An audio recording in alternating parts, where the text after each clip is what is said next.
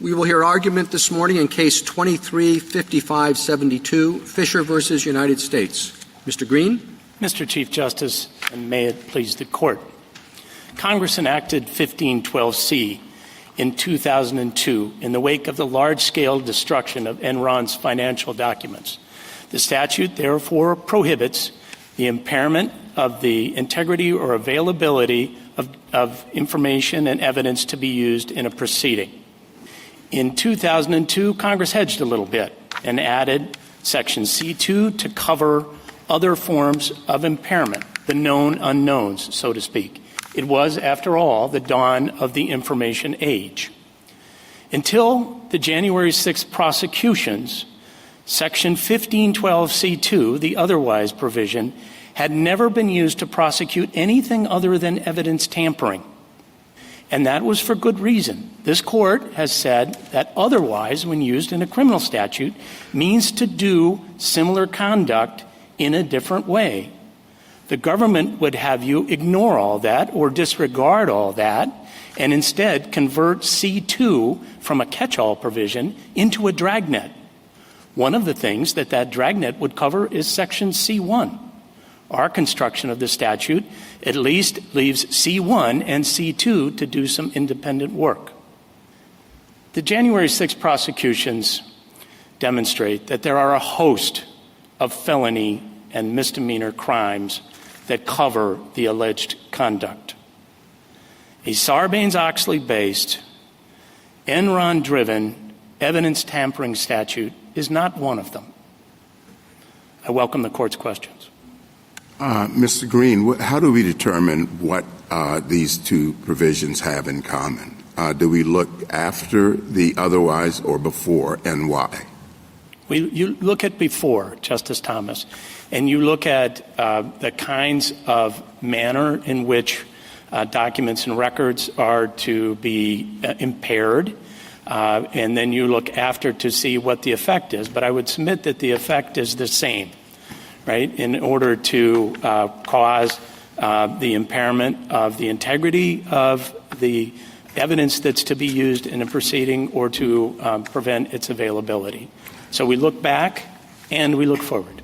Wouldn't it be just as easy to look at the C2 and then ask what it has in common with C1 and use C2's provisions as a basis for that similarity? No, because in C2 speaks to the effect of the actions that the otherwise clause covers. So, in other words, we look at C1 and we see that Congress is concerned about documents and records and other objects and things that are done to those to impair the integrity of those. And the effect of that is to obstruct. And so C2 omits that object and verb section. But you could just as easily say that Congress is really concerned about things that obstruct, influence, or impede official proceedings. And that's C2. So why isn't that the basis for the similarity? Well, because of the presence of the otherwise provision. So otherwise, as I mentioned, otherwise this Court has said, means to do similar conduct in a different way. So what we've got here is the impairment of evidence being done in a different way. I'm sorry. I thought was, yes, doing it in a different way. So let me give you an example. There is a sign on the theater. You will be kicked out of the theater if you photograph or record the actors or otherwise disrupt the performance. If you start yelling, I think no one would question that you can be expected to be kicked out under this policy, even though yelling has nothing to do with photograph or recording. The object that the verb is looking at, the verbs are looking at, is the obstruction. It's not the manner in which you obstruct, it's the fact that you've obstructed. Isn't that the structure of this provision? It is, Your Honor. It's in part the structure of the provision. But what your hypothetical omits is that there is a specific retriculation, I guess it's called, of all of the different sorts of things that might be done to evidence to begin with. Except that what's fascinating about 1, which is not about 2, is that 1 doesn't require you to have actually impeded the proceeding. 1 requires you to have that intent, but you don't actually have to accomplish the intent. 2 requires you to accomplish the intent. And so that's a very different articulation of what the object of 2 is. The object of 2 is the actual disruption of the proceeding. Well, I would respectfully disagree because... Well, why? Look at the language. Yeah. Alters, destroys, mutilates, or conceals a record. I do that in my home, and I do it anticipating that it might be needed. All I have to do is have the intent to impair. By that very language, I don't have to have an actual proceeding that I've impaired. On 2, you need an actual proceeding to impair. I guess I'm a little confused, Justice Sotomayor, because as I read this, I would think that the government would say that any attempt at 1 is also covered by the statute, and I'm not sure that I would disagree. So I don't think that there has to be an actual impairment. No, I do think under 1 you don't need an actual impairment. Under 2 you do. Well, if you read it, the verb requires you to actually obstruct the proceeding in 2. Nowhere in 1 do you actually have to obstruct. Well, in 2, you only have to attempt to do the things that are in 2. No, otherwise obstructs or impedes, or attempts to, yes. Yes. Counsel, can I ask you whether, let's imagine that we agree with you. On remand, do you agree that the government could take a shot at proving that your client actually did try to interfere with, or under C1, under C2, obstruct evidence because he was trying to obstruct the arrival of the certificates arriving to the Vice President's desk for counting? So there would be an evidence impairment theory? I'm quite sure that my friend would take a shot, Your Honor, but I would say no. And the reason why is that this statute prohibits operation on specific evidence in some way, shape, or form. Attempting to stop a vote count or something like that is a very different act than actually changing a document or altering a document or creating a fake new document. Well, he's obstructing evidence in my hypothetical. I mean, he's not actually altering the vote certificates, which is why I corrected myself and said under C2. I mean, would that be different than someone, say, in a trial or criminal proceeding trying to prevent evidence that was going to be introduced in the proceeding from making it there? So I'm imagining him acting on the certificates, not the act of counting them. Well, again, I think they could try it, but I don't think that we're talking about trying to impair just anything other than the evidence itself. We're trying to obstruct a proceeding. And there's questions about what proceeding means here, as Your Honor doubtless knows. But what the government would essentially be doing, as you noted, is converting what they've charged in C2 to a C1 type of crime. No. C2, I mean, maybe I'm misunderstanding your argument, but I thought your argument was that C2 picks up other things, but they just have to be evidence-related. So in the hypothetical I'm giving you, it's evidence-related because it's focused on the certificates, but it's obstruct or impede, say, the certificates arriving to the Vice President's desk insofar as the goal was to shut down the proceeding and therefore interfere with the evidence reaching the Vice President. That's closer. It's definitely closer. But if you zoom out and look at all of 1512 in order to understand what kinds of impairment we're talking about, we are talking about, or Congress is prohibiting, the kinds of impairments that actually change documents that actually affect their integrity. If it's just impeding or delaying, we'd submit actually that is not part of 1512C.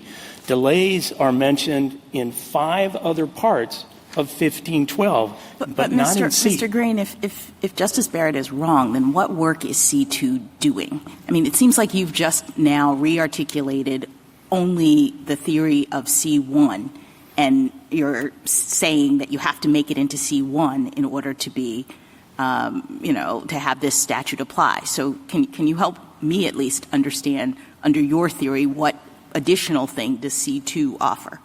Let's look at the verbs of C1, which are alter, destroy, mutilate, and conceal, and let's think about their antonyms. So one, instead of destroy, would be actually to create. So one could use some sophisticated computer program. We've heard an awful lot about AI, and we've heard about the possibility of deep fake photographs.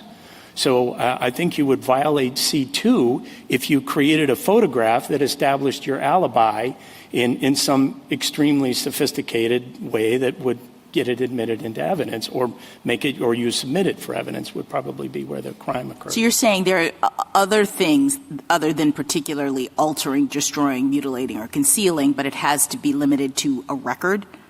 Not necessarily, because, one other example, if I might, Your Honor, would be not to conceal, but to disclose.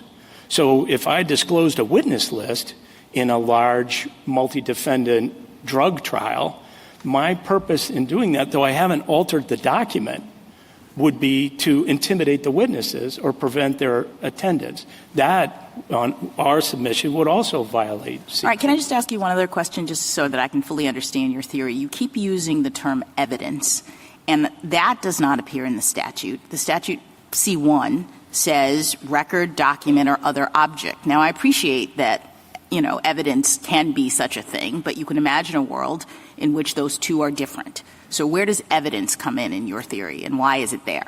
Well, the title of the statute refers to tampering with witnesses, victims, and informants.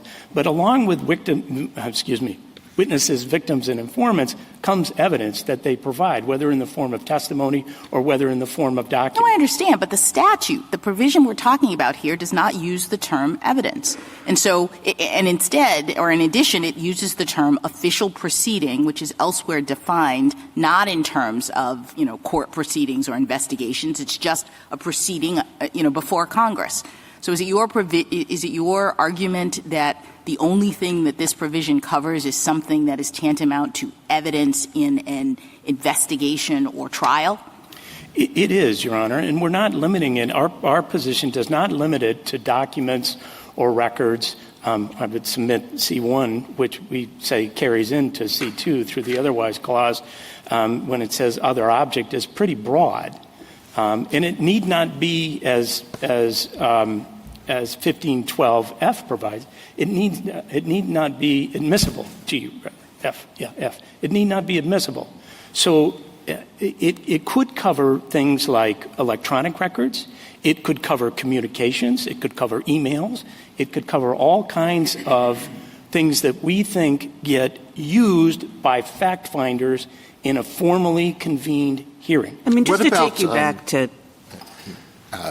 just a quick question. What about the Second Circuit's decision in U.S. versus Reich, where what was involved was not evidence, it was a forged court order? Would that fall within C2?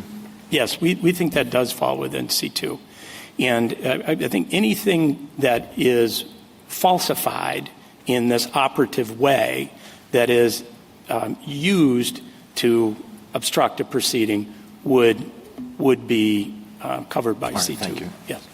And just to take you back to the question that Justice Thomas started you with, it seems to me there are two choices here, and you could read this as otherwise obstructs a proceeding or otherwise spoils evidence.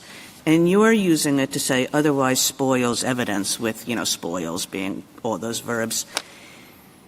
But it doesn't say that. It says otherwise obstructs a proceeding. There are plenty of ways to write the statute that you want to write. You could just say otherwise affects the integrity or availability of evidence in an official proceeding.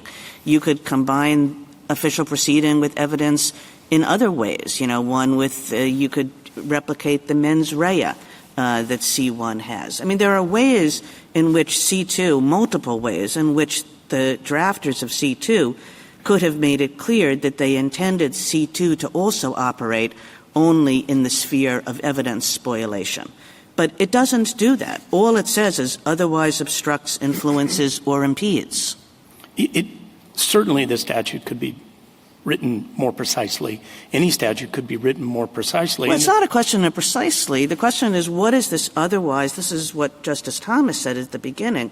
What is this otherwise taking from C1? Of course there's commonality that's involved in an otherwise. There's both commonality and difference. But what is the commonality that C2 is drawing from C1? It tells you what the commonality is. The commonality is that the things that fall into C2 also have to obstruct, influence, or impede.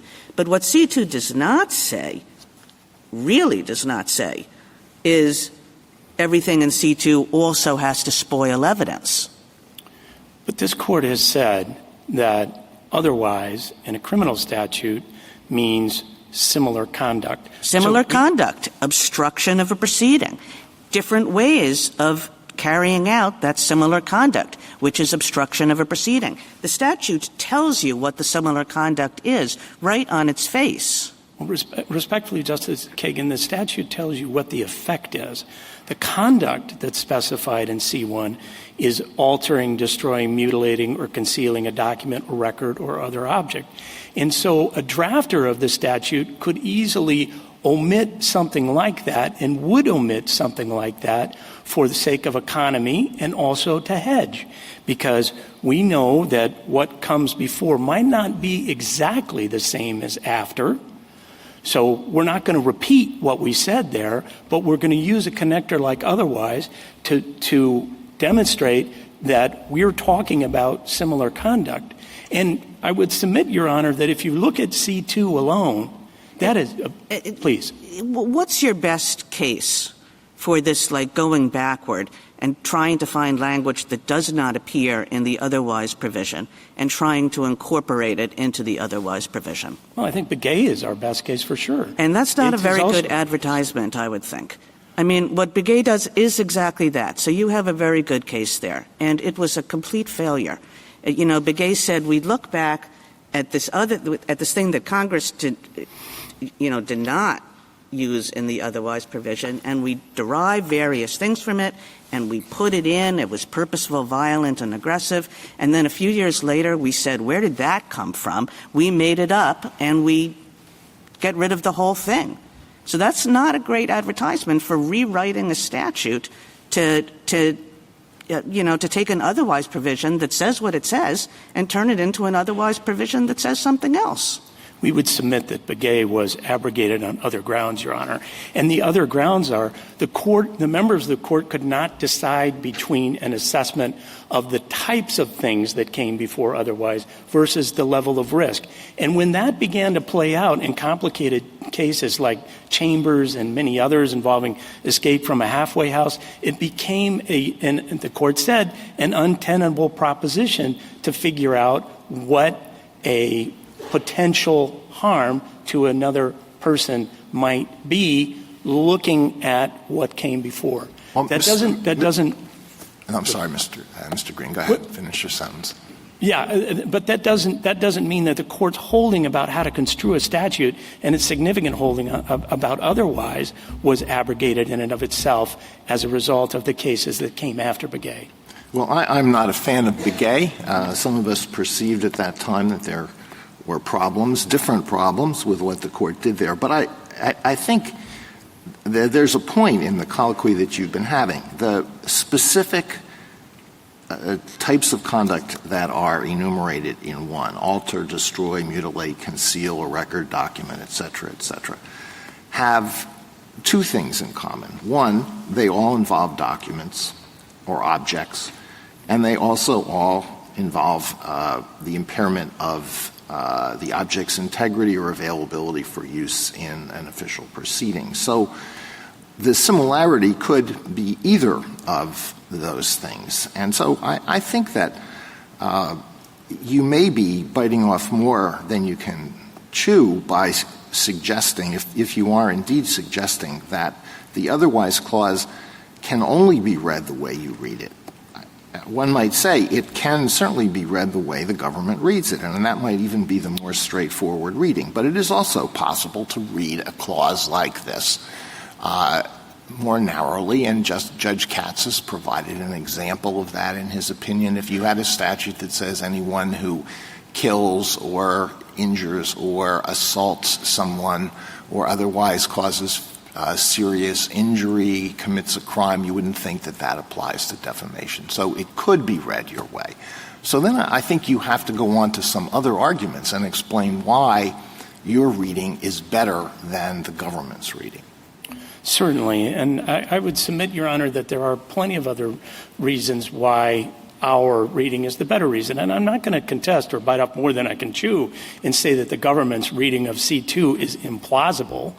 We think it's unsound, but it's unsound for the additional reasons that if one zooms out and looks at what the prohibited conduct is in 1512 generally, we are talking about interference or operation on forms of evidence and testimony that obstruct a proceeding. That's what 12 is all about generally. And I would submit, Your Honor, too, that as the briefing indicates, Jus Gem Generis and Nocitur Socius, those two venerated Latin canons, also operate in our favor here, as well as the broader context of Chapter 73 and Section 15. All of these things are about doing things that obstruct a proceeding. 1512 and 1512C zero in on witnesses and evidence. Well, you have other arguments. You have surplusage arguments. You have arguments about the breadth of the government's reading of the provision. Do you want to say anything about those? Right. So with respect to surplusage, Your Honor, I would refer to Judge Katz's opinion, as you did, in particular in the joint appendix at page 88, which lists out all of the different provisions in Section 1512. 15 of the 21 would be subsumed by the government's reading of C2. And the government's reading of C2, I would remind the Court, is so broad that it would cover anyone who does something understanding that what they're doing is wrong in some way, that in any way influences, impedes, or obstructs an official proceeding of any type. Well, Mr. Green, I think maybe that limited by federal. There's a good case that this provision, everybody knew it was going to be superfluous because it was a provision that was meant to function as a backstop. It was a later enacted provision. Congress had all these statutes all over the place. It had just gone through Enron. What Enron convinced them of was that there were gaps in these statutes, and they tried to fill the gaps. They tried to fill the particular gap that they found out about in Enron, and then they said, you know, this is a lesson to us. There are probably other gaps in this statute. But they didn't know exactly what those gaps were. So they said, let's have a backstop provision, and this is their backstop provision. And, of course, in that circumstance, I mean, superfluity is very often a good argument when it comes to statutory interpretation. But it's not a good argument when Congress is specifically devising a backstop provision to fill gaps that might exist. They don't exactly know how they exist, but they think that they probably do exist in a pre-existing statutory scheme. And that's what this provision is intended to do. Respectfully, Your Honor, a close reading of Yates, both the majority opinion and the dissenting opinion, demonstrates that this Court thought that 1519 was the backstop. That was supposed to be the omnibus provision, and the Court was fighting over what the meaning of tangible object was in 1519. But that was meant to plug the hole. Counsel, that Congress— I have such a hard time with the superfluidity argument because this entire obstruction section is superfluidity. There isn't one provision you can point to. You just said it. You can point to 1512 and you have 1519, which says destruction of evidence. How are they different? They're really not.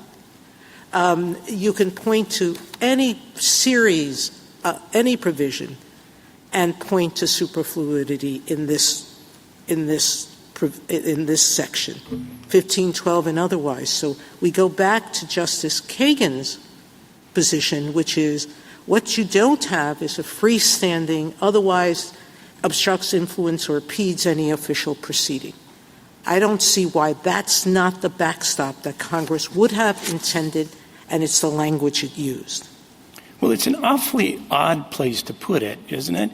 I mean, in a subsection of a subsection in the middle back of the statute to include a provision that suddenly takes over 15 of the 21 other provisions. The one thing that Justice Kagan pointed to, which is clear, they wanted to cover every base. And they didn't do it in a logical way, but they managed to cover every base. Well, I think you can reconcile. I mean, again, that's what the court said about 1519 in Yates, and I don't understand how it is that the government can come before you today and say we need yet another catch-all, yet another omnibus crime that will sweep in all kinds of other. We didn't get what we wanted in Section 15, so now we'll go to 1512C2 and see if we can expand that in this way to cover something that it has never covered before. Thank you, Counsel. Justice Thomas, Justice Alito, Justice Sotomayor. We've never had a situation before where there's been a situation like this with people attempting to stop a proceeding violently. So I'm not sure what a lack of history proves. Well, I'm not sure that that's true. I'd point to the Hatfield courthouse problems in Portland, Oregon. But let's also look at what the court has said in so many different cases in Dubin, in Bond, in Yates, in Kelly. All of these cases. But there was a difference in the use of words. Here, otherwise obstructs, influences, or impede. You might have a problem with breadth, and the government can address that. But it's not unclear what those words mean. But the government has no way to address its problem with breadth. Well, we can let them answer. Okay. Justice Kagan? Justice Kavanaugh? If it were just the language in C2 and so said, whoever corruptly obstructs, influences, or impedes, C2 without the word otherwise, that were the whole provision, do you acknowledge that the language would then be applied properly to a situation like this? Unfortunately, no. And the reason for that is that, again, applying all the other canons and applying the whole text canon and zooming out and looking at 1512, we would submit that C2 should still be read in the way we have suggested that it be read, as something that is an evidence impairment statute. I think also, as I mentioned, the Latin canons, the surplusage problem that C2 would create, all of those would still obtain if it sat there by itself without the otherwise. The otherwise is the icing on the cake. And finally, Justice Kavanaugh, I would mention that, as I mentioned to Justice Barrett, there's an issue. If you didn't have C1, just had C2 without the otherwise, I'm not sure I was clear on that. Oh, okay. Well, in that case, I think it gets even harder. But I would still say if we look at what 1512 is about, and if we look at this court's cases on broad, plausible, but broad readings of criminal statutes not being what the court adopts when there's an available narrow reading, because Congress can fix that, we would still say that C2 doesn't perform the massive dragnet function that the government submits. Thank you. Justice Barrett? Yeah, I have a question about the phrase in C1, the specific intent. Do you agree it's specific intent with the intent to impair the object's integrity? Okay.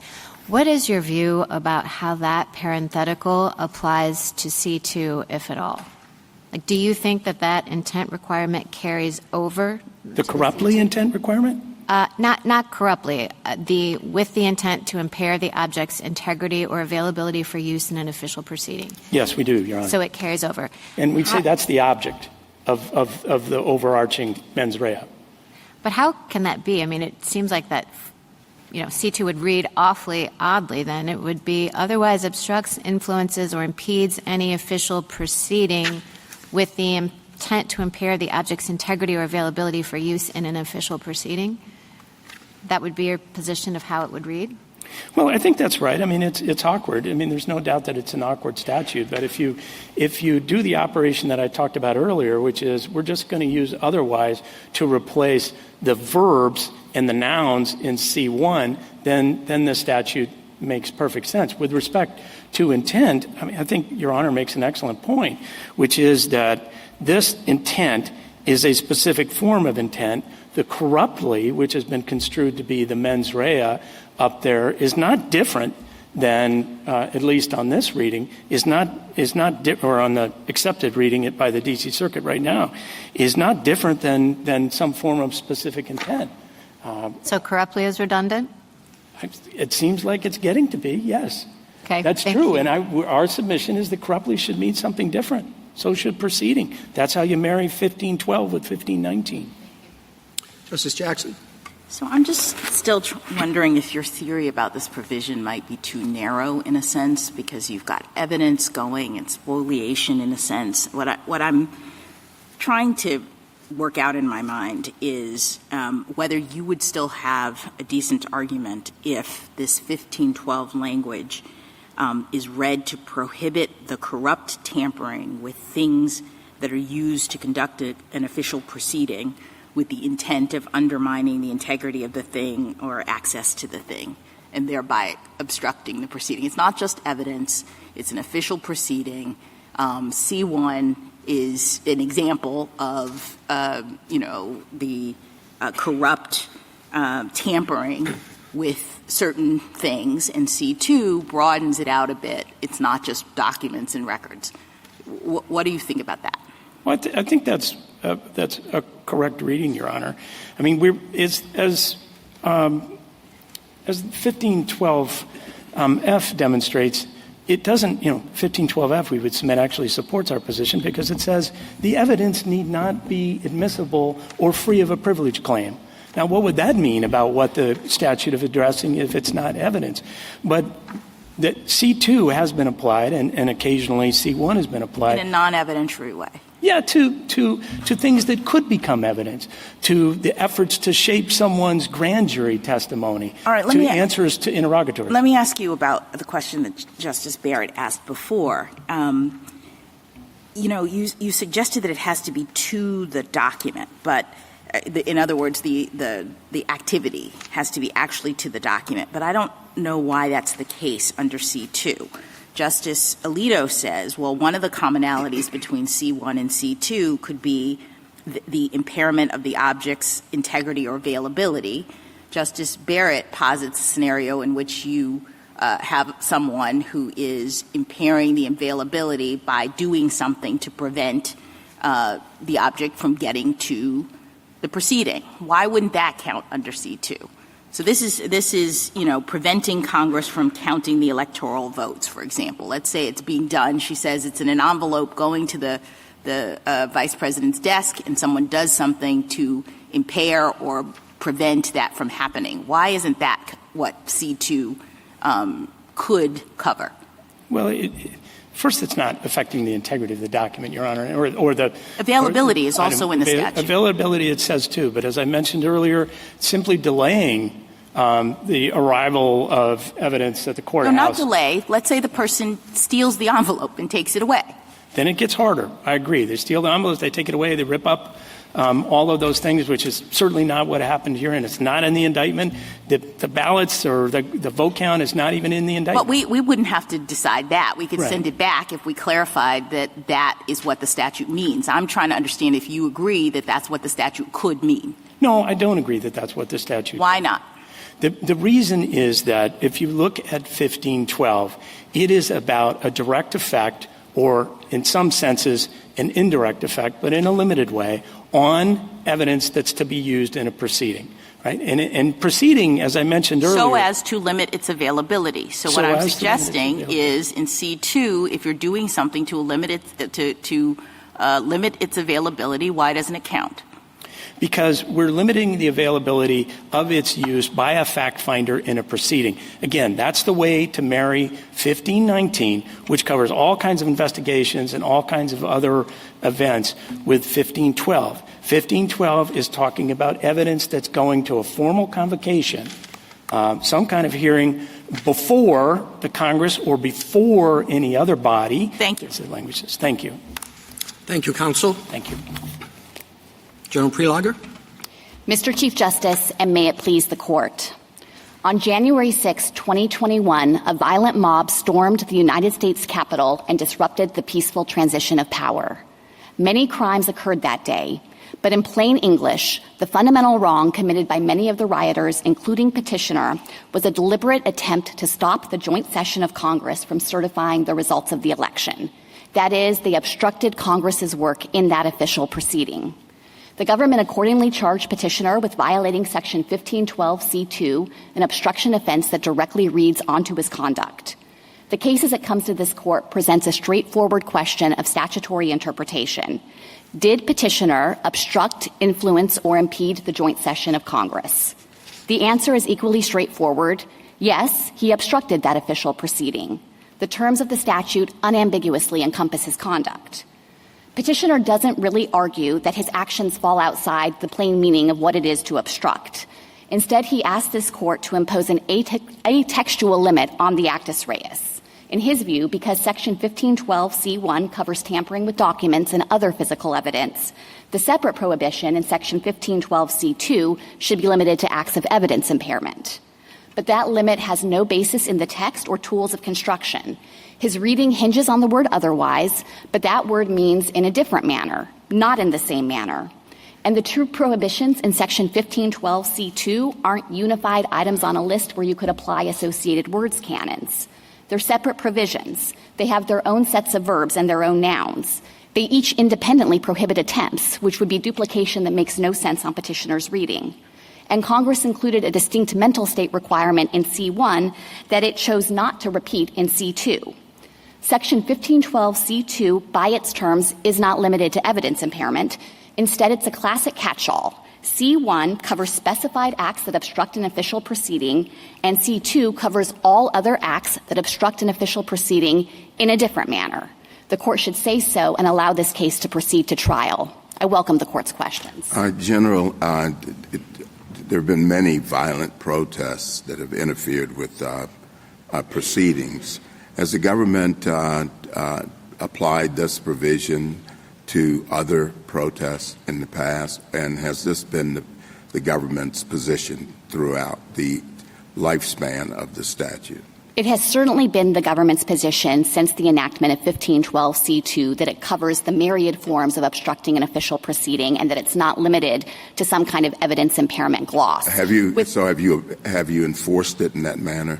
We have enforced it in a variety of prosecutions that don't focus on evidence tampering. Now, I can't give you an example of enforcing it in a situation where people have violently stormed a building in order to prevent an official proceeding, a specified one, from occurring with all of the elements like intent to obstruct, knowledge of the proceeding, having the corruptly mens rea, but that's just because I'm not aware of that circumstance ever happening prior to January 6th. But just to give you a flavor of some of the other circumstances where we have prosecuted under this provision, for example, there are situations where we've brought C2 charges because someone tipped off the subject of an investigation to the grand jury's hearings.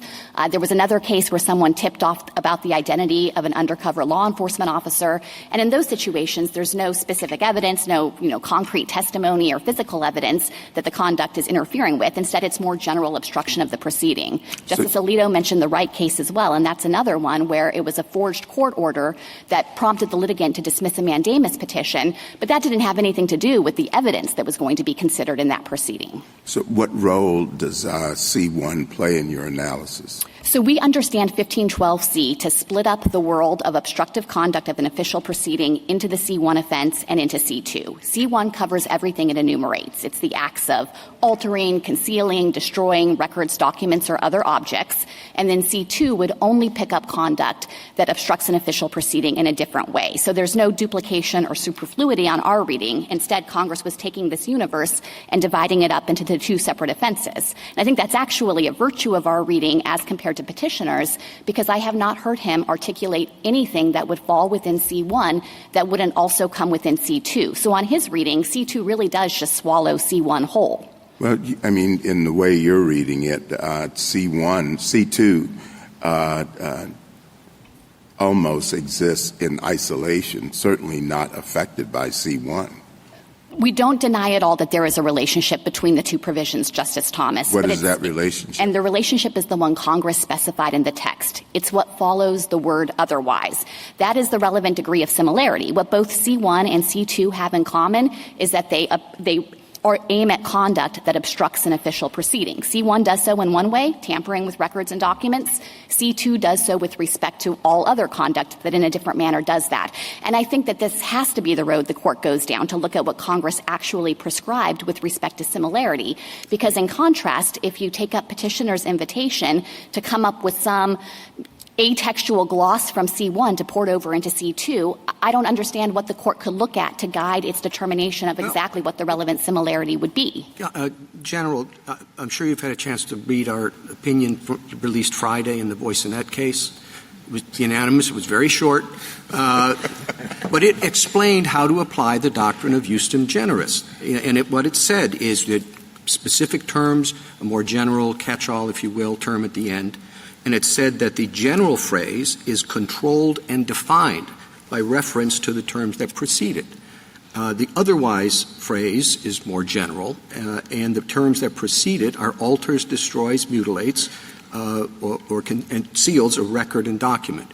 And applying the doctrine as was set forth in that opinion, the specific terms alters, destroy, and mutilate carry forward into 2, and the terms record, document, or other object carry forward into 2 as well. And it seems to me that they, as I said, sort of control and define the more general term. So, Mr. Chief Justice, I think that the statute... I'm sorry, just to interrupt so I could put out exactly what... And the otherwise means in other ways. It alters, destroys, and mutilates record, document, or other objects that impede the investigation, and otherwise, in other ways, accomplishes the same result.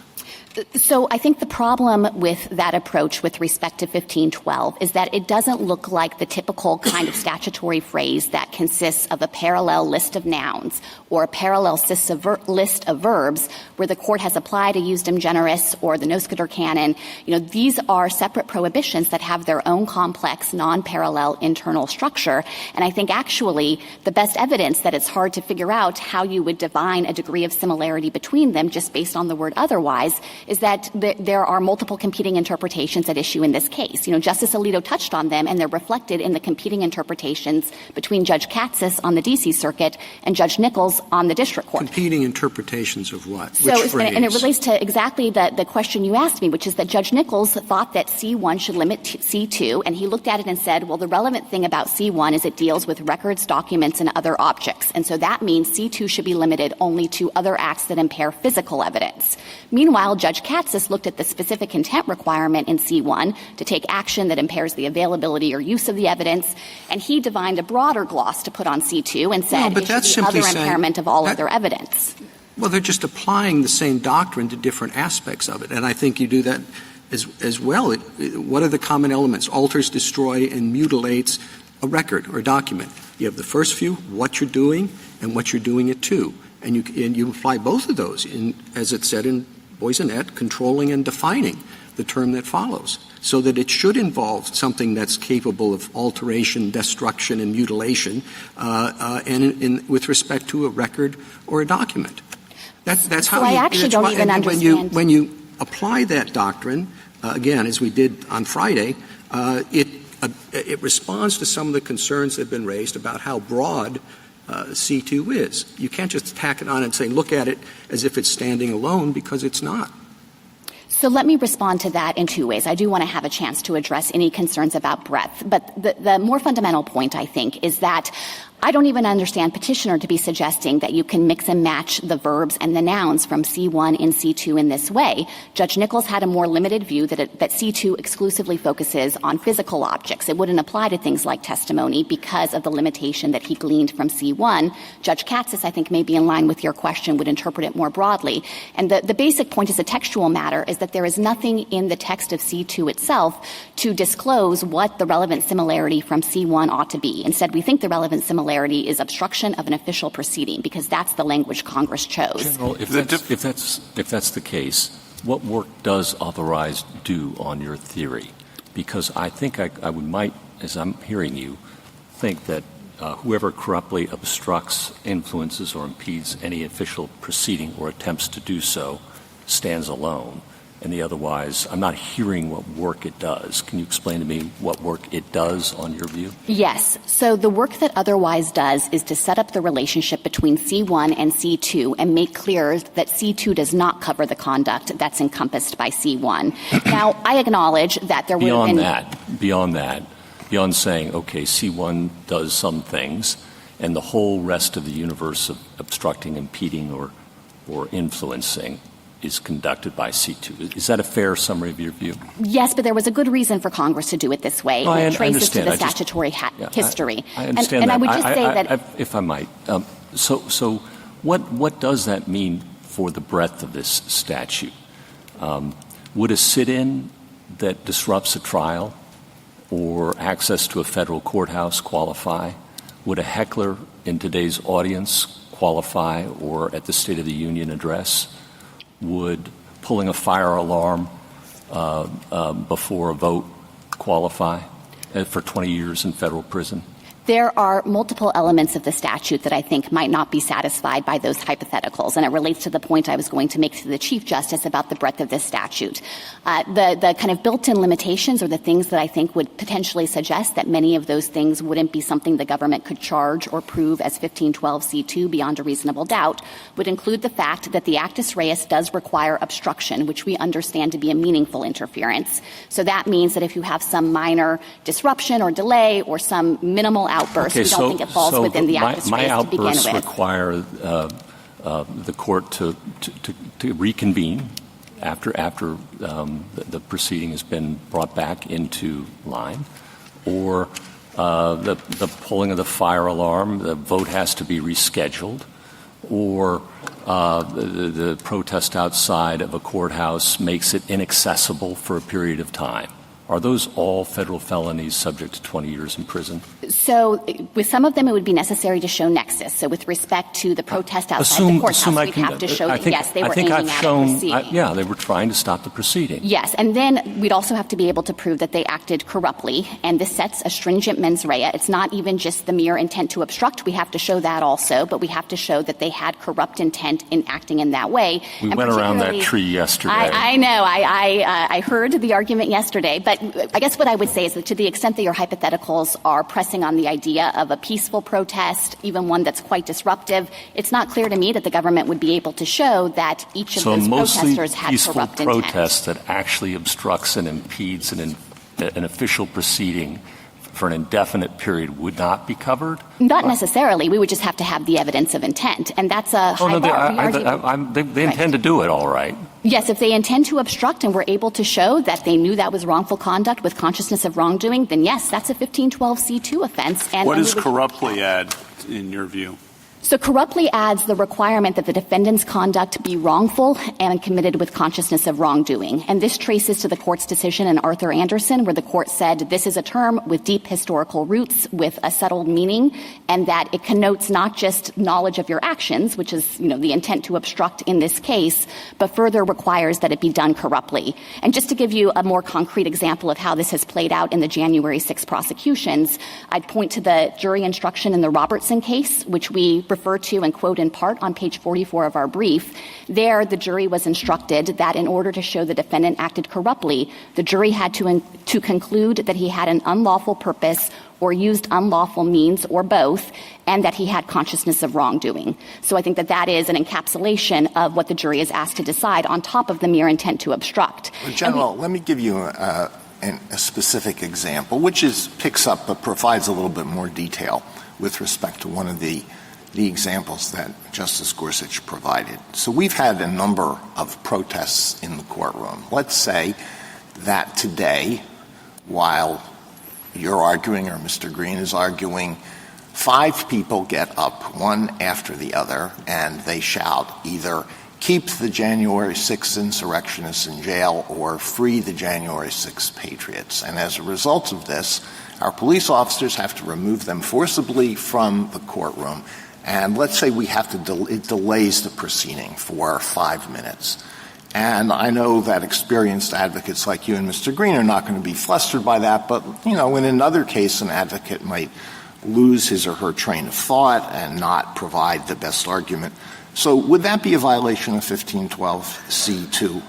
I think it would be difficult for the government to prove that. Why? At the outset, we don't think that 1512C2 picks up minimal, de minimis, minor interferences. We think that the term obstruct on its face connotes a meaningful interference with the proceeding. Well, it doesn't say, I'm sorry,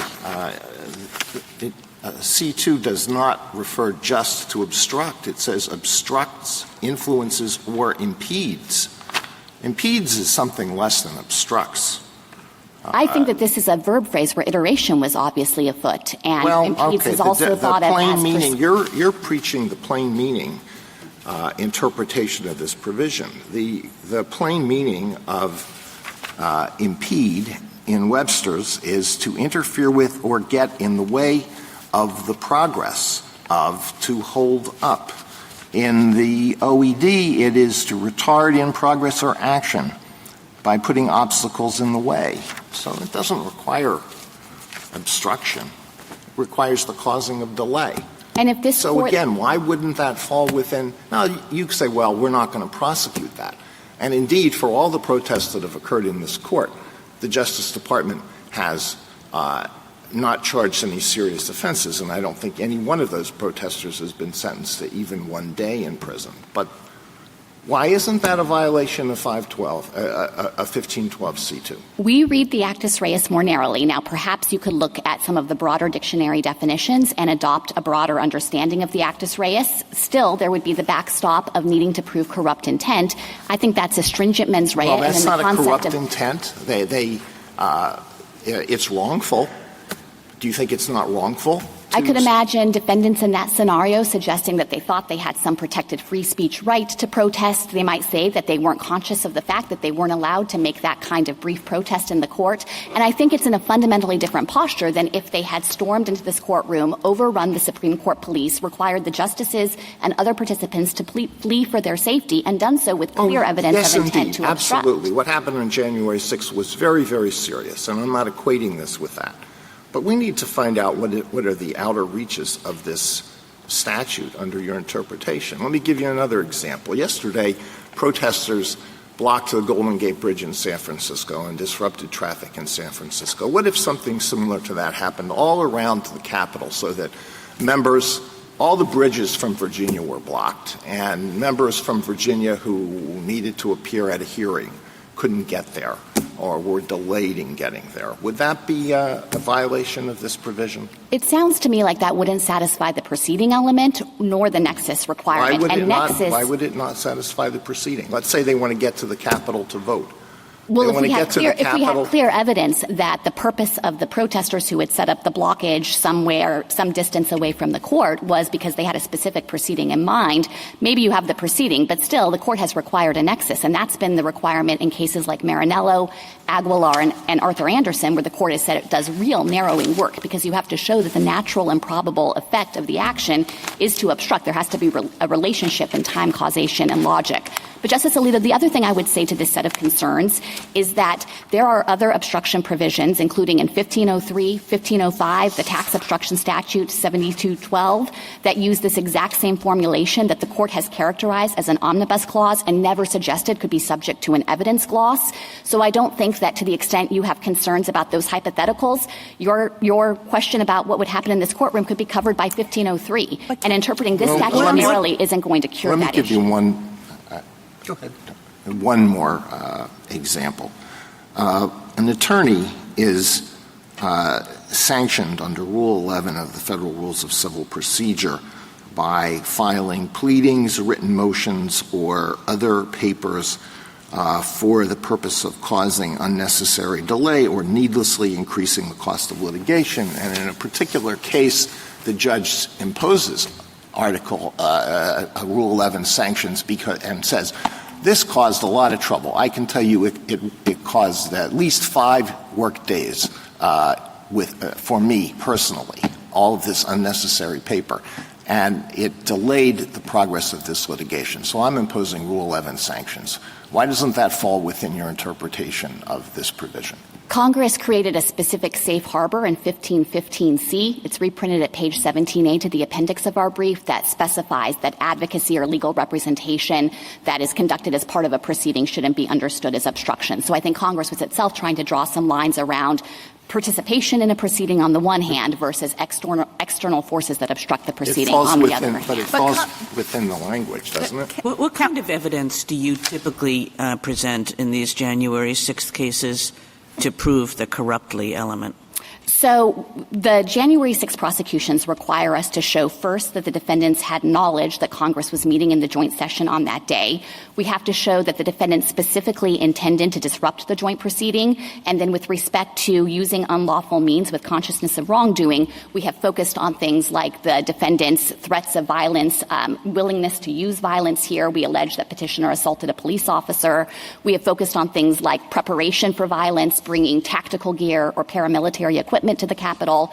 And I want to emphasize, Justice Kagan, that this is a stringent mens rea requirement that has very much constrained the U.S. Attorney's Office. We've charged over 1,350 defendants with crimes committed on January 6th, but we've only had the evidence of intent to bring charges against 350 for a 1512C2 violation. So how do you make that decision? How do you decide which defendants get charged under this statute as opposed to not? The dividing line has hinged usually on the evidence we have of intent. So we're looking for clear evidence that the defendant knew about the proceedings that were happening in the joint session in Congress that day, clear knowledge of the official proceeding. We've looked for evidence that the defendant specifically intended to prevent Congress from certifying the vote, and so used his actions to obstruct that proceeding. And then also, as I'd mentioned, the knowledge of wrongfulness or unlawful conduct can come about with respect to particular preparations that the defendants have made. And, there are a number of cases where even though we thought we had the evidence beyond a reasonable doubt, there have been acquittals because there was, testimony that was credited that the defendant thought the proceedings were over and wasn't intending to obstruct. Or one person thought and said he thought that law enforcement was waving him into the building. So even in situations where we think we have amassed the evidence, we still haven't always been able to sustain these convictions, and it's because of the stringent mens rea. General, can I ask you about your obstruction theory? Because you said that you see 1512C as dividing the world of an obstruction, and that the nexus between 1 and 2 is the official proceeding and the obstruction of an official proceeding. I guess what I'm concerned about is how you then account for the rest of 1512, where official proceeding comes up over and over again, and particular acts that one could view as obstructing the official proceeding, like killing or threatening or intimidating witnesses, is covered. So that if we read C2 to be obstructing an official proceeding, I don't understand what happens to the rest of those provisions. So to the extent you're pressing on the idea that there's surplusage, I don't think that that's true. There is certainly overlap or duplication. That's true on both of the readings in this case. I think in part it might even be more true on petitioner's reading, because he says that C2 is likewise focused on all of the evidence impairment ways to obstruct, interfering with testimony, interfering with documents, and so forth. And so that very same duplication is going to be present on his reading. But with respect to superfluity, our interpretation doesn't create any technical superfluity, and that's because each of those other provisions that you cited, and in fact each of the other provisions of the obstruction laws, cover situations that 1512C2 wouldn't cover. There are three principal distinctions. The first is that some of them have less than a corruptly mens rea. So for many of the provisions, they can be violated in ways that wouldn't require the government to prove corruptly, and it might mean that we could charge particular applications of those provisions under them and not under C2. The second thing is that some of the provisions sweep more broadly than an official proceeding. They apply in a wider range of circumstances. So that would enable us to charge in those situations where we can't actually prove the official proceeding element. And then third and finally, some of the provisions have a higher penalty specifically because they target more culpable conduct. And that's like 1512A, the one you referenced about killing a witness. There, the government would charge under that provision because it's subject to higher penalties than C2. All right. So there's no actual Can I ask you, superfluity. would the government necessarily lose in the sense that they would not be able to bring charges against some of the people that you have described with Justice Kagan if we looked at C2 as being more limited, perhaps not all the way to evidence, but related to conduct that prevents or obstructs an official proceeding insofar as it is directed to preventing access to information or documents or records or things that the official proceeding would use. I explored with Mr. Green and as did Justice Barrett the idea that to the extent that there were people who knew that the votes were being counted that day and that's done in a documentary way in our system, they're interfering by storming the Capitol might qualify under even an evidence or document interpretation of C2. What does the government think about that? Yes, I think that if the court articulated the standard that way, these would likely be viable charges. And as we note in the last footnote of our brief, we've preserved an argument that we could satisfy even an evidence-related understanding of C2, in part because the very point of the conduct when we have the intent evidence was to prevent Congress from being able to count the votes, from being able to actually certify the results of the election. Now, we'd obviously need to evaluate whether these charges can go forward based on whatever this court says, and I would very much caution the court away from any holding that would require specific evidence by the government of, precise electoral certificates or that kind of thing. Here, the point of it would be that those who came to the Capitol and engaged in this criminal conduct to displace Congress violently from where it had to be to count those votes acted with an intent to impair Congress's ability to consider that evidence. General, the district court and the dissent below had a different variation on the statute and how to read it. You were starting to explain that to the Chief. Could you do it if we accepted the district court's view? I presume that you could do it if we accepted the dissent below, correct?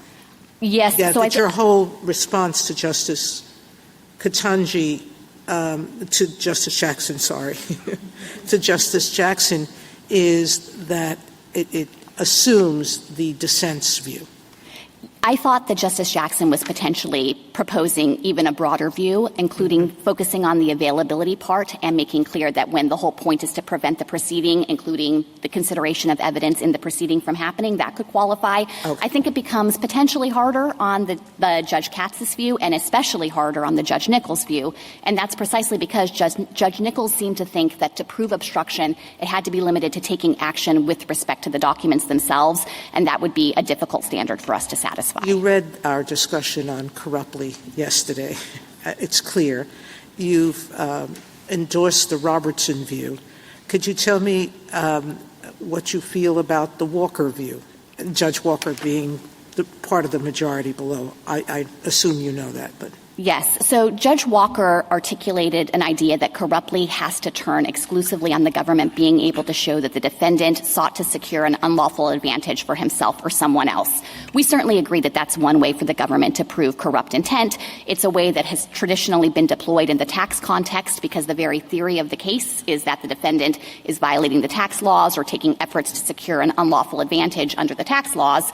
But I think that it would be incorrect for the court to suggest that that's the exclusive mechanism for the government to try to prove corruptly.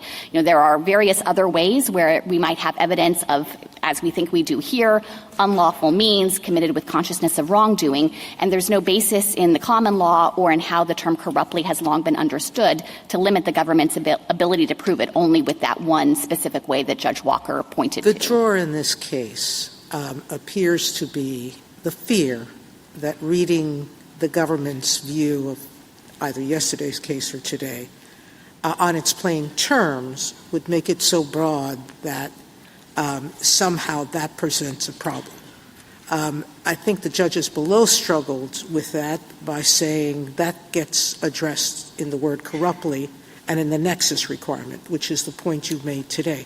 But neither of those two issues were resolved below because that wasn't the question below, correct? That's right. The only issue that the D.C. Circuit resolved was the meaning of the actus reus. And the only issue between us is whether we read the words how we read these words. That's right. But I don't want to lose sight of the fact, as your question touched on, that there are inherent constraints built into the other elements of the statute. The nexus constraint is a really critical one. It is the paradigmatic constraint the court has pointed to ensure that obstruction statutes don't sweep too broadly and scoop up everyday conduct that might be happening out in the world. It has to have that tight connection, the relationship in time, causation, or logic with the official proceeding. And, of course, corruptly, we think, sets a very high bar, as evidenced by the fact, as I said to Justice Kagan, it's not like we can even prove it with respect to everyone who was in the riot at the Capitol on January 6th. Thank you. General, are you putting a violence requirement as an overlay on obstruct, influence, impede? And I'm thinking of some of your answers to Justice Alito's hypotheticals. It seemed like you kept emphasizing the aspect of violence that was present on January 6th. So am I understanding you to say there has to be some sort of violence or no? No, we don't think that's a requirement under the statute. I think it will clearly be easier for us to satisfy things like the corruptly mens rea when we can point to action here, like assaulting a police officer that is obviously wrongful, unlawful conduct, and everyone knows that that's a crime and you cannot do that. What I was trying to say to Justice Alito is in situations where hypotheticals press on the idea that people are engaging in conduct that maybe they think is constitutionally protected, they might be wrong about that. There might not be a First Amendment right that they think they have, but that can demonstrate that they don't have the requisite consciousness of wrongdoing. That would mean we couldn't prove an obstruction charge. Thank you, counsel.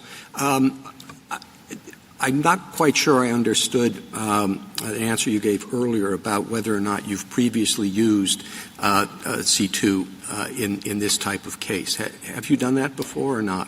We have charged C2 in situations that don't involve evidence impairment, and the litigating position of the department has long been that, as its plain language suggests, it covers myriad ways of obstructing. I'm not aware of any other factual circumstance or event out in the world where we could have proved all of the elements of Section 1512C2 beyond the cases where we've brought those prosecutions. So, and just so I understand, the prosecutions are limited in what way? They're limited to a requirement that the specific people had in mind an official proceeding. So that would take out the category of hypotheticals where, maybe you're protesting a branch of government, you're outside this court, but you don't have this specific argument in mind. And then we would also need to show an intent to obstruct the proceeding and the nexus to the proceeding. And that can take care of, situations where maybe someone's pulling a fire alarm in a different building, but it's not even where the proceeding happens. In prior cases, you have applied C2 in a situation, not involving specific documents? Correct. So things like tipping off someone to the existence of a grand jury investigation or the identity of an undercover officer or creating a fake court order that has nothing to do with the evidence in the case but is just prompting the litigant to dismiss a pending mandamus petition. And your friend points to an Office of Legal Counsel opinion from 2019 that I haven't looked at it yet, but I will. It says it is consistent with Judge Katsas's opinion below. So that advice that was offered to the Attorney General and never adopted as a formal position of the Department of Justice related to distinct issues that arose out of the special counsel investigation and distinct issues that involved the Office of the Presidency. I don't think that it would be right to suggest that the memo took any firm stand, although it did suggest that maybe 1512C2 should be understood more narrowly, but it certainly didn't represent any formal adoption of that position, and that would have been inconsistent with how the government has always litigated under C2. What constitutes a formal acceptance of OLC opinions? I should probably know the answer to that one as a matter of DOJ policy. But what I can tell you is the reason I'm saying that wasn't an official position is because it specifically said there's no need to go down the road of even deciding exactly what 1512C2 covers, because even assuming that it covers the full range of obstructive conduct, the allegations, according to the memo, didn't satisfy the standard there. So it ultimately just punted on the issue and said it's not necessary to engage with that issue further. Thank you. Justice Thomas? General, you said, as I understand it, that you have applied C2 in previous cases? That's right. We've applied it in cases that do not fit the evidence impairment model that petitioner is urging on the court here. And it's not just C2, Justice Thomas, but it's the omnibus clauses of 1503, 1505, 7212. These are statutes that use the exact same verb phrase. Those are fine, but C2... Yes. I'm not clear as to whether or not the specific instances in which you have used C2, because you seem to think that or argue that C2 is a standalone provision almost. We think that it covers the full range of obstructive conduct that's not covered by C1, of course limited by the requirement of an official proceeding. So if you have applied C2, have there been previous, other than the D.C. Circuit, previous courts of appeals that have looked at this? Yes, and the uniform consensus among the Court of Appeals has been that C2 is not limited by this kind of evidence impairment gloss that petitioner is asking the court to read into the statute. There has been no Court of Appeals that's gone the other way. We cite a string side of them that have recognized, looking at the plain language of this provision, that it sweeps in the myriad forms of obstructive conduct. So much of your argument seems to hinge on this being fairly clear, your interpretation of C2. Yes, we certainly think we have the best of the plain text. Okay, if we think, if I happen to think it's more ambiguous, what would your argument be? So what I would say is I think that if you look at the terms in the statute themselves, that the plain language of the statute supports our view, but it doesn't end there. And I have mentioned several times the other provisions in 1503, 1505, but we think that's actually really relevant because Congress wasn't writing on a blank slate when it enacted 1512C2. It's not like it just thought of for the first time this verb phrase obstructs, influences, or impedes. That wasn't taken out of the ether. That was a well-established term, verb phrase, and obstruction law drawn from those other statutes. And as this Court has said many times, when Congress takes a phrase like that, it brings the old soil with it. And so Congress would have clearly known that the courts, this Court and lower courts, had interpreted the omnibus clause in those other statutes to encompass the full range of obstructive conduct. That's also consistent with all precedent, as I mentioned to you earlier. So I think when you put it all together, there's no real ambiguity here. We clearly have the best reading. And the only other thing, the icing on the cake, if I could, is that if actually what Congress wanted to do is write a statute that focused only on evidence impairment, there was a really clear and obvious way to do it. Congress could have just tacked on a residual clause to C1 that says or otherwise impairs evidence. It would not have used this oblique reference of otherwise and then used a term that had a well-settled meaning in obstruction law to sweep more broadly to try to convey that type of limited scope. It would just be nonsensical for Congress to draft that way because it would be so readily misunderstood. And in fact, every lower court has understood Congress to have legislated more broadly here. But that's beginning to sound more like a contextual argument, which you seem to eschew in this case. Well, no, I think actually that the statutory context and history does bear weight here. And we think that the roots of this language and those other obstruction provisions help fortify or reinforce how the Court has always understood the plain language. Justice Alito? You argue that there's an exception for conduct that has only a minimal effect on official proceedings. Where does that come from in the text? That comes from the verb phrase obstruct, influence, or impede, which we think, if you look at dictionary definitions, conveys the type of action that blocks, hinders, makes difficult, persistently interferes with. This is the kind of the verbs themselves we think inherently contain this limitation. There can't be a minor impediment? I think as a colloquial matter, yes, maybe. But, we think that if you look at what Congress was trying to do as a whole, the lead term here is obstruct. These were various ways of trying to capture the world of obstructive conduct.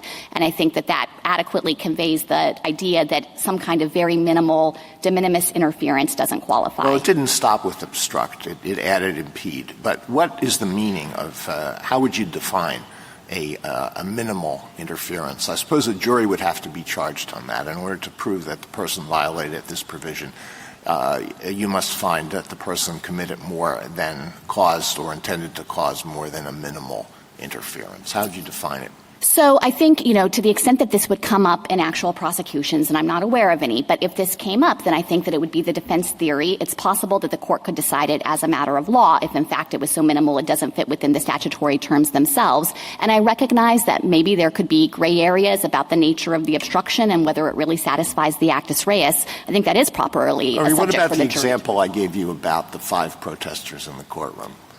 Is that minimal? I think that sounds minimal to me.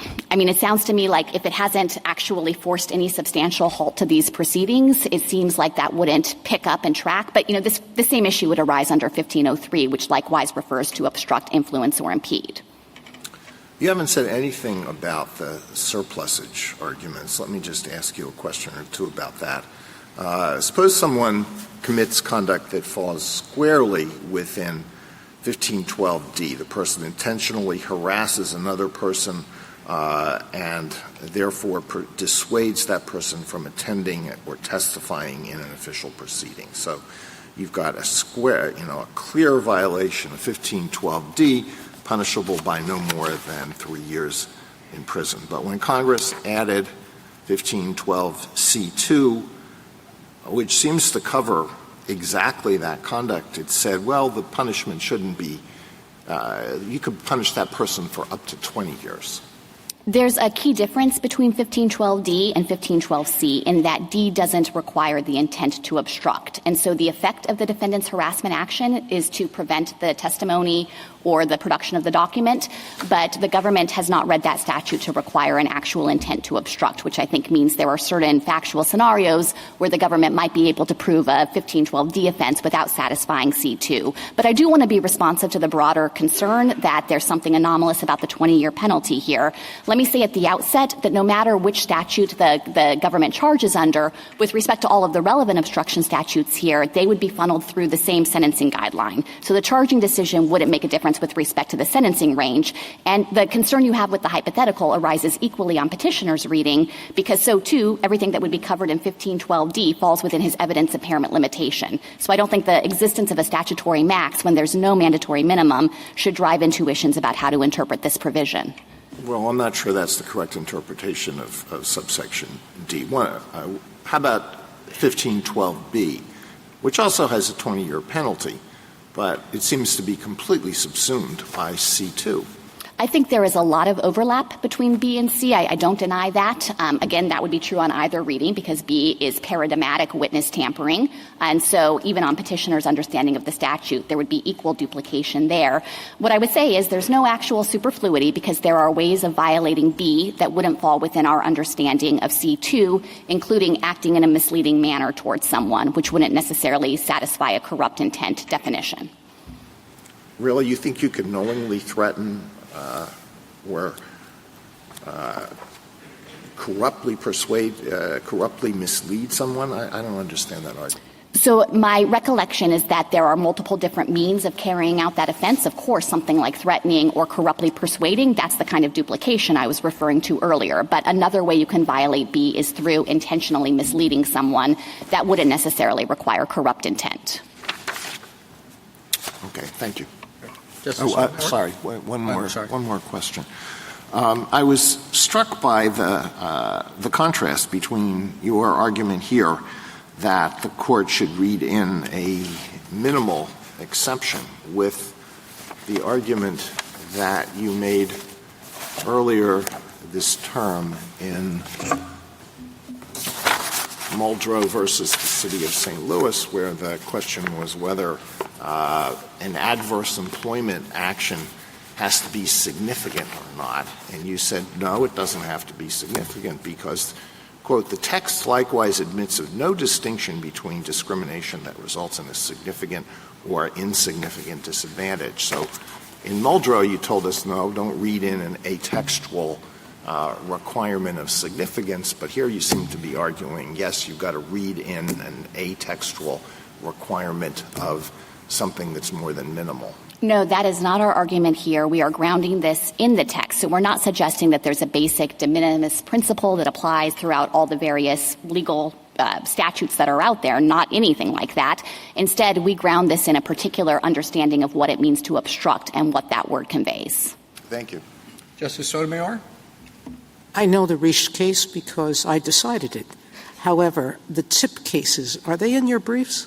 We cite Ahrensfeld. That's the case where a subject of a grand jury investigation was tipped off about the existence of the investigation, but there was no, kind of material impact or clear evidence of impairment of the evidence or availability of testimony or physical documents. And there are a number of cases in that line, including, I don't think we specifically cited, but it includes the disclosing the identity of an undercover officer. Where do I find those? We would be happy to supply additional citations if you're looking for them. I believe that the D.C. Circuit decision as well cited a range of C2 cases and made clear that they didn't cover evidence impairment. Thank you. Justice Kagan? Mr. Green referred a few times to 1519 and basically said, well, that's supposed to be the catch-all provision, the omnibus provision. Why are you asking 1512 to do the same thing that 1519 is supposed to do?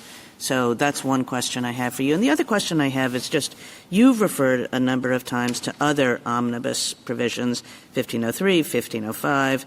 What's the tax one? 7212, 26 U.S.C. 7212. If we go down Mr. Green's road in terms of importing other limits from other places in the statute, are any of those likely to be challenged in the same kind of way, or are they written sufficiently differently so that we wouldn't have to worry about that? So let me take the questions in order. With respect to petitioner's reliance on 1519 as the catch-all here, I understood the court's decision in Yates to say precisely the opposite. In fact, Yates drew a direct comparison between 1519 on the one hand, which it said was a more narrow obstruction provision based on some of the contextual clues there, and 1512C1 on the other hand, which has the phrase record, document, or other object, and said, well, that's the broad obstruction provision. That's the one that's intended to be codified in this broader prohibition that's aimed at official proceedings, and that C1 language is actually quite broader and would scoop up the entire world of physical objects, in contrast to the narrowing interpretation the court accepted in Yates. So I don't think the idea that 1519 was the broad catch-all can in any way be squared with what that statute says or how this court interpreted it in Yates. And instead, I think that the example to draw from Yates, or the lesson to learn from it, is that this court recognized that Congress was plugging the specific hole in the Enron scandal, and it did so with overlapping provisions, 1512C1 and 1519, but it was 1512 that the court pointed to as the place where you would sensibly locate this broader provision that aims at the full range of obstructive acts to catch the known unknowns. With respect to the question, I'm sorry, now I'm forgetting the second question, about the other statutes and whether they would be endangered. I would be concerned about that. I'm sure defendants would try to make arguments. The language, the verb phrase is exactly the same, or in different order sometimes, but it obstructs, influences, or impedes. And so the relevant verbs in the actus reus would be similar. There are different direct objects there. For example, in 1503, it's the due administration of justice. In 1505, it's the administration of the power of Congress's inquiry and investigation. But it's not clear to me whether defendants might seek to try to now artificially limit those clauses beyond their plain terms, even though these kinds of provisions have been in the obstruction law. I think it traces all the way back to 1830, and they've never been understood to have that kind of narrow limitation to evidence impairment or anything else. Thank you. Mr. Gorsuch, Justice Kavanaugh? I think the key word is otherwise, and trying to figure out what that means under our established principles of statutory interpretation. It would seem to trigger justum generis under the Begay precedent, and you've used the phrase a few times, catch-all provision, as does your brief. And Scalia Garner book describes justum generis as how you interpret catch-all provisions. Does justum generis apply here or not? No, we don't think it can sensibly apply here. So the court has said many times that otherwise is a natural way for Congress to create a broad catch-all category. And I certainly don't dispute that there can be situations where you have a parallel list of nouns or a parallel list of verbs where the court might further think that justum generis principles apply. But that's just not how 1512C is structured.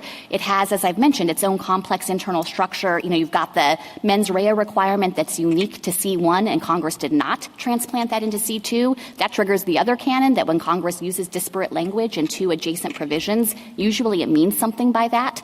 So I think that this just isn't the kind of situation where the court could sensibly apply justum generis. And the other thing I would say is that, if the court goes down the road of trying to glean some kind of requirement from C1, the other reason the canon is inapplicable here is that it's not evident on its face what the common attribute would be. And that just relates to the Nichols-Katsas dispute. As you know, that's true in almost every justum generis case, and the treatise explains that as well, which is it's hard sometimes to figure out what the common link among the words in the phrase is. So I don't think that point I don't think distinguishes this case from other justum generis cases, but you can respond to that. But I do think that a plain speaker of English would recognize that usually the common link or the connective tissue is the language that follows the word otherwise. That's the congressionally approved similarity. That's what C1 and C2 have in common. They both relate to obstructing an official proceeding. And, I recognize that petitioner has invoked Begay. Your question touched on it. But the statute in Begay, which we think is not the model of statutory interpretation to follow here, the statute itself was relevantly different. It had a list of nouns, and so it was the kind of statute where potentially a justum generis could apply. What about the contextual points, a couple of them that I think have come up, but I just want to make sure you have a chance to respond? That it would be odd to have such a broad provision tucked in and connected by the word otherwise. I don't think that the placement in the statute is odd at all for a couple of different reasons. One is the point I was trying to make to Justice Kagan about this court's own recognition that 1512 is one of the big obstruction statutes.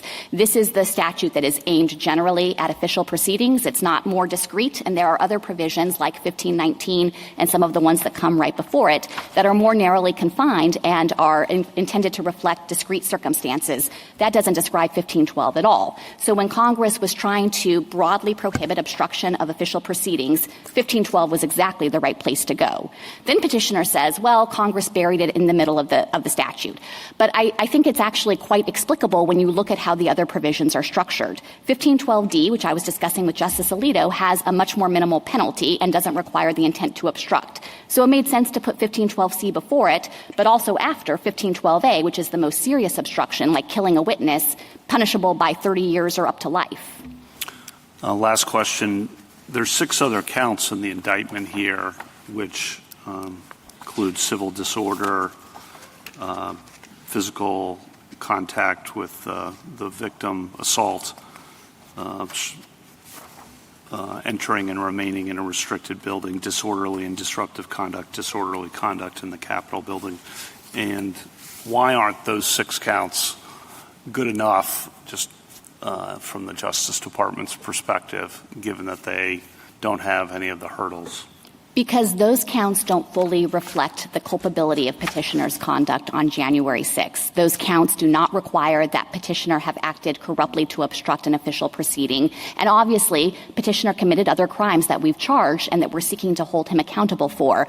But one of the distinct strands of harm, one of the root problems with petitioner's conduct is that he knew about that proceeding. He had said in advance of January 6th that he was prepared to storm the Capitol, prepared to use violence. He wanted to intimidate Congress. He said they can't vote if they can't breathe. And then he went to the Capitol on January 6th with that intent in mind and took action, including assaulting a law enforcement officer, that did impede the ability of the officers to regain control of the Capitol and let Congress finish its work in that session. And I think it is entirely appropriate for the government to seek to hold petitioner accountable for that conduct with that intent. And are the sentences, the sentence available is longer for this count than for any of the other counts or all of them together? The statutory maximum is higher, but after a recent decision in the D.C. Circuit, which held that a particular sentencing enhancement doesn't apply, that was the Wrought case, I believe the sentencing range, the guidelines range for the assault count would actually be a higher guidelines range. And just to give you a sense for a typical January 6th defendant,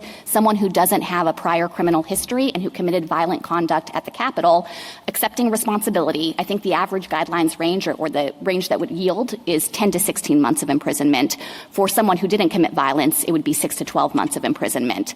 We've looked at the average sentences here. There are about 50 that have gone to sentencing, conviction and sentencing on just a 1512C2 as the only felony, so I think that's the best way to gauge it. This was when the sentencing enhancement did apply, so the ranges were higher.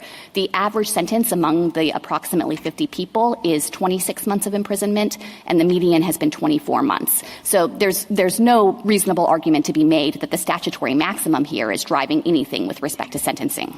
Thank you.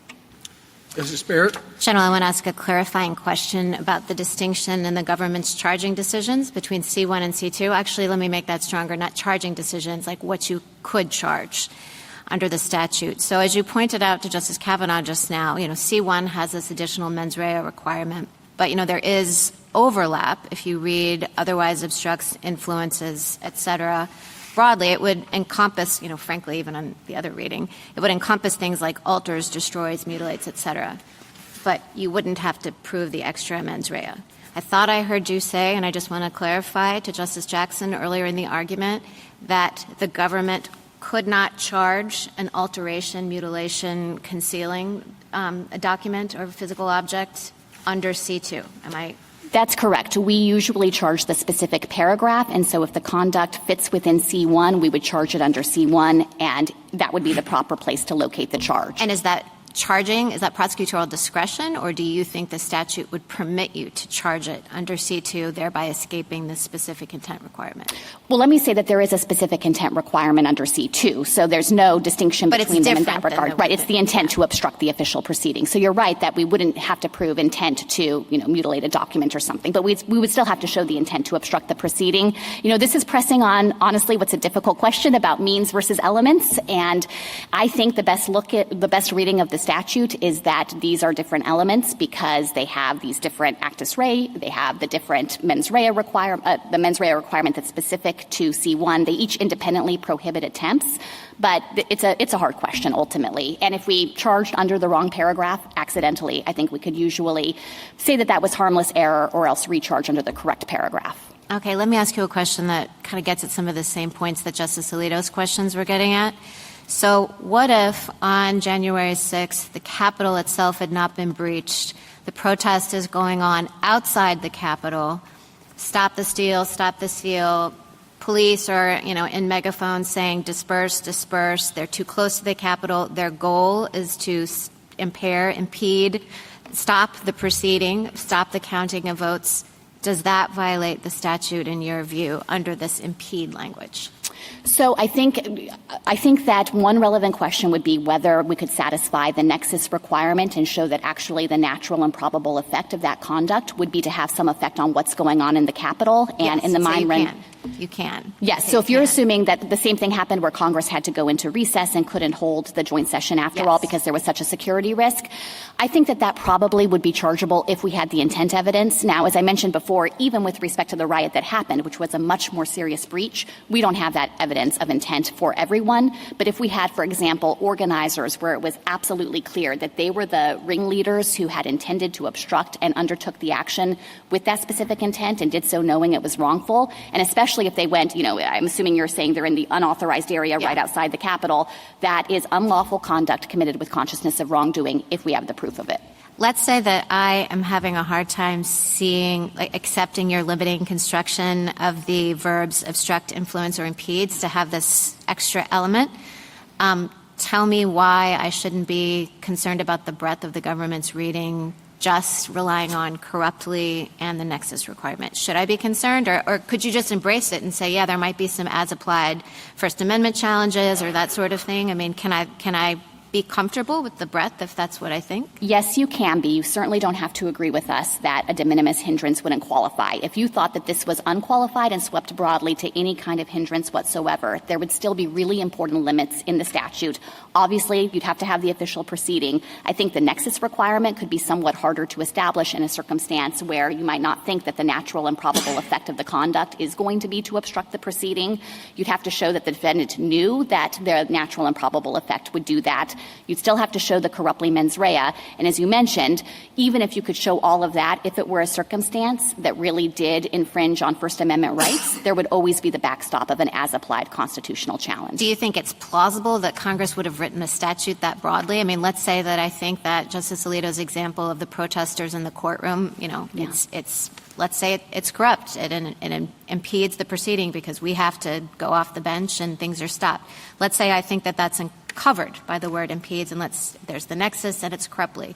Is it plausible to think Congress wrote a statute that would sweep that in? Yes, I think that there are a lot of legitimate ways to try to voice your dissent if you disagree with what the court is doing. But one of the ways you cannot do it is come into this courtroom, halt the proceedings, force the justices to leave the bench, and do it with the intent and the corrupt mens rea. I think that Congress could think that is a severe intrusion on the functioning of our government and want to protect against that. And again, the 20-year statutory max, of course, is just a max. There's no mandatory minimum. So Congress would have recognized that sentencing courts would use their discretion to tailor the actual sentence to the facts of that specific offense. Thank you. Justice Jackson? So you've emphasized several times that Congress wasn't writing on a blank slate in 1512C, but do you dispute that it was writing against the backdrop of a real-world context? It was in the wake of Enron. There was document destruction.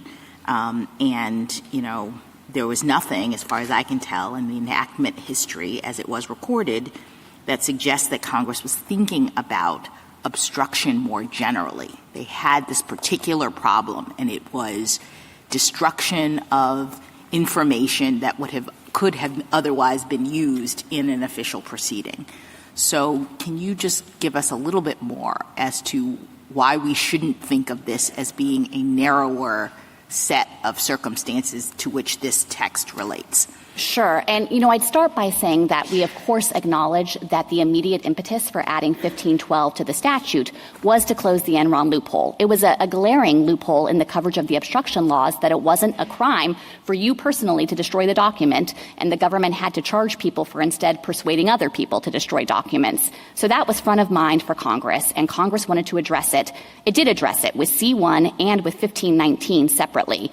But I think the best way to look at what Congress was doing in light of that context is to consider the fact that Congress went further and enacted C2. The broader lesson Congress took away from Enron is that when you set out in advance to try to enumerate all the various ways that official proceedings can be obstructed, things will slip through the cracks. You can't Let me always just ask you it. this. Was C2 enacted at the same time as C1? Yes, it was. And so why couldn't the broadening relate to other ways in which one might prevent a proceeding from accessing information? So one is documents, records, and other objects. But the known unknown, we don't know, could it be intangible, for example, that C2 is sort of getting at when one gets at physical objects? I guess I'm struggling with leaping from what's happening in one in the context in which it was actually enacted to all of obstruction in any form.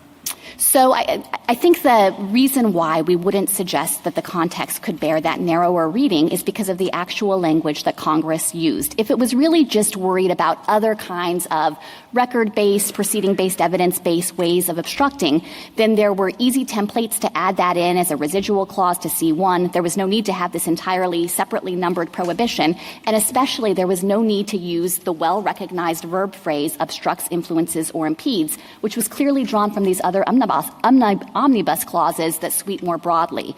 So I think we think that it's perfectly consistent with the statutory history here to recognize that after Enron, what Congress thought is we don't want novel ways that we aren't thinking about of obstructing a proceeding to not be a crime. We do want to cover the waterfront of obstructive conduct with the backstop of a corruptly mens rea, the limitation to an official proceeding, and so forth. And that's exactly what the words of the statute say. Thank you. Thank you, counsel. Rebuttal, Mr. Green. Justice Sotomayor, a defendant who tips off a grand jury witness or tips off the targets of a search warrant is someone who is certainly attempting to impair the integrity or the availability of evidence and would be covered by C2.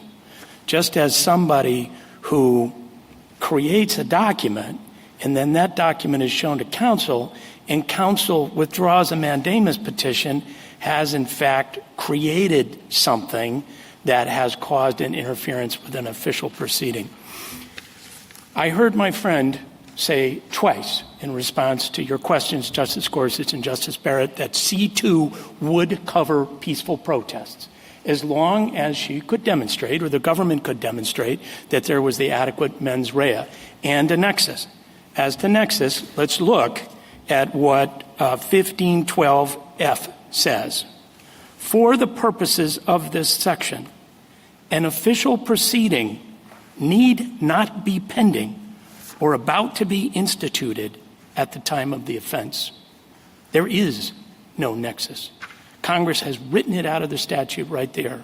If the J6 defendants came on January 5th and did all the kinds of things that they did, maybe one would hope, but if it had happened that way, it would still be a C2 violation. With respect to the corruptly mens rea, Justice Kavanaugh, you asked a question yesterday about the fact that mens rea as a break only works at trial because the government's allegations are taken as true at the motion to dismiss stage. And I think that's exactly right. And that's why it's not a brake at all. Or if it's any kind of brake, it's a brake on a go-kart. It's a wooden stick. What it means is that people like Mr. Fischer have to sit and go to trial and seek to win on a Rule 29 motion because the government hasn't proved their mens rea.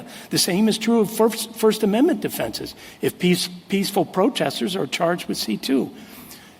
My friend referred to 1503 and 1505, other statutes within, and a number of the justices have pointed out that there are much lower penalties for significant crimes. I would point the court to 1752, which is civil disobedience in a restricted space, which is what Mr. Fischer is charged with. That's a misdemeanor. If you cause substantial bodily injury, that is a 10-year maximum penalty. The government wants to unleash a 20-year maximum penalty on potential peaceful protests. That in and of itself is a bad idea because it's going to chill protected activities. People are going to worry about the kinds of protests they engage in, even if they're peaceful, because the government has this weapon. Finally, I think we haven't touched very much on the breadth of influence because that's one of the words that's used in C12. And that would not only would it be peaceful protest, it could be advocacy, it could be all kinds of lobbying. Those things would be covered as well, we've pointed out in our briefs. Then finally, I would say to the court, let's not forget that civil proceedings are covered here. We would submit civil evidentiary proceedings, but civil proceedings. So the government is suggesting that the court should unleash a 20-year maximum obstruction statute on civil litigation in federal courts. I submit we would submit that is a very serious tool to put in the hands of prosecutors.